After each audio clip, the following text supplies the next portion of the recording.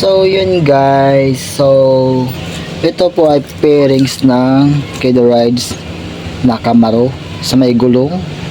Yung mags, kung baga ito yung mags, no, na-repair ko siya gamit yung fiber resin and hardener fiber mat. So yan, so ito basag po ito dito, ito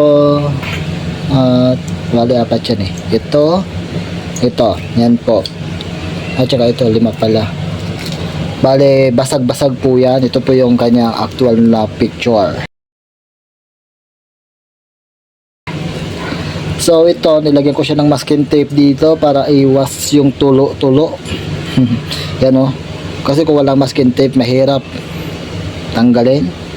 Kaya nilagyan ko siya dyan. So ito na siya, nung natuyo na yung resin and hardener. Yan na, matigas na. So yan.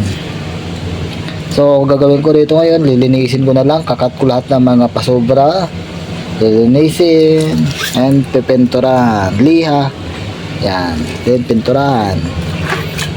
So ito na, finished product.